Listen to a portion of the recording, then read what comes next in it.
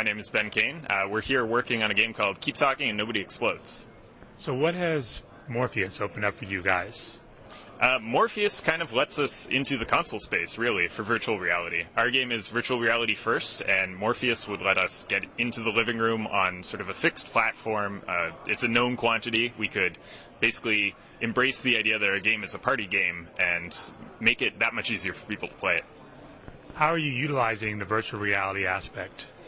Virtual reality is really kind of key for our game. We have some people who think that you could just do the same type of gameplay on like separate monitors or on a tablet, but really virtual reality gives us a sort of sense of isolation that you can't get with those other things. So it lets players know that no one's going to be cheating. You can't look over at the paper or see your friends when you're wearing the headset, and they can't look at your screen.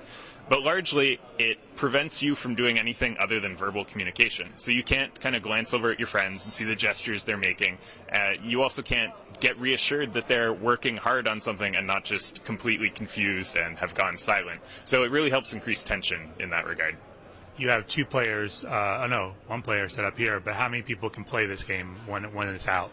We've seen games as large as probably 6 players, so one person virtual reality and then 5 people arguing over pieces of paper. It's interesting because it becomes a completely different game where it's more about how these people interact and whether or not they're going to argue or shout over each other or try to just take ownership of a small piece of the puzzle. It's fun to see that dynamic come out. Talk about the gameplay itself and what people are doing here.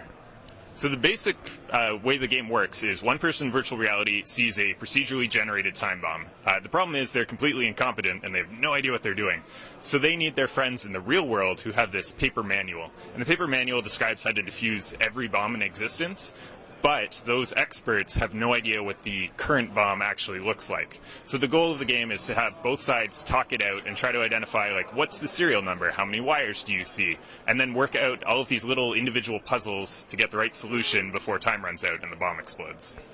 So there's an actual manual that will come with this game, like the old instruction books almost, in which people are going to be flipping through pages? Yeah, the way we have it set up here is about a 25-page paper manual bound in a binder, and you need to sift through that to find the right information. Does this game allow for more than one person to ever play within the virtual reality space? We haven't explored that side of things yet. We probably won't be doing it for the first version of the game, but we do have some crazier ideas. Like if we're going to be sort of aping classic movies, then a very easy one to think of is Speed, and you could have a second player in VR maybe driving the bus. That's a long ways out, but we have fun ideas for that sort of thing. How easy is it to develop for VR and PS4? Technically, it's been really simple. We've actually only been working on PS4 for a little over a month. We work in Unity, so the technical side of things is really sort of straightforward. It just kind of works.